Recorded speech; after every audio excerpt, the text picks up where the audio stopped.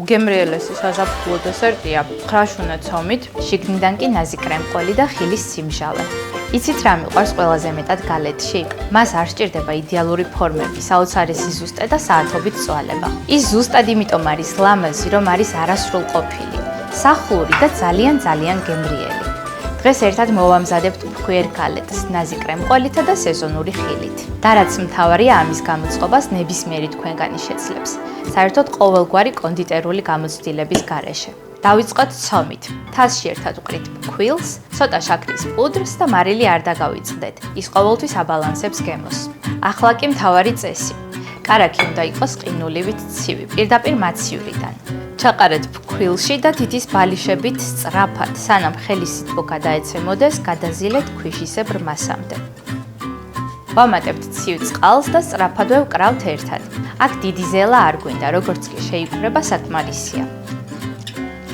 ახლა გადავაკრავ პლასტიკს და დავასვენებ მაცივარში 1 საათით. სანამ ცომი ისვენებს, მოვამზადოთ კრემი ჩვენი გალეტისთვის. ავიღოთ კრემყველი, დავამატოთ შაქრის პუდრი და სულ ცოტა სიმინდის სახამებელი.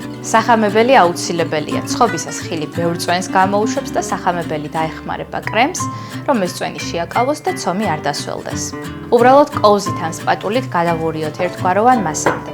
აი სულ ესაა კრემი მზადაა. ახლა კი ჩემი საყვარელი ნაწილი ხილი. დღეს მე ვიყენებ იმას, რაც ახლა ყველაზე წვნიანი და გემრიელია. ატამი, გარგარი, ჟოლო და წითელი მოცხარი. ცომა დაისვენა მაცივარში 1 საათით, ამასობაში გავამზადეთ კრემი, დავჭერი ხილი და ახლა დავიწყოთ ცომის გაბრტყელება და საბოლოო ფორმირება გამოსაცხობად.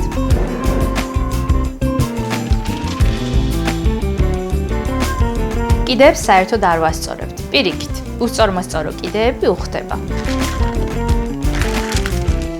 შუაგულში გადავანაწილოთ ჩვენი კრემყველი ოღონდ. ნაპირებზე ადგილი მოიტოვეთ, რომ შემდეგ გადმოკეცვა შეძლოთ. ცომი გავაბრტყელე, ზემოდან მოვათავსე კრემი. ახლა მოვათავსებ ხილს, რომელიც მაქვს გამზადებული.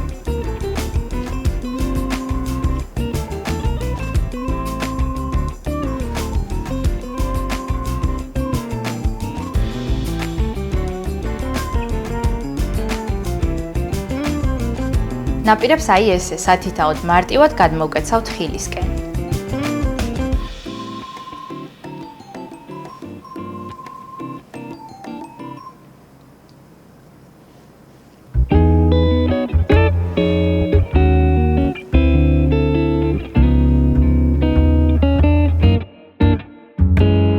გვერდებზე წავუსვათ კვერცხის გული, მოვაყაროთ შაქარი და გავუშვათ ღუბელში 190 გრადუსზე 35 წუთის განმავლობაში.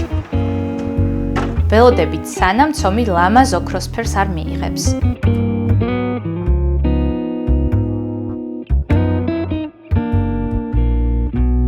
სახლში ისეთი სურნელი ტრიალებს სიტყვებით ვერ გადმოგცემთ. გარედან ცომი არის აბსოლუტურად ფხვიერი და კრაწუნა.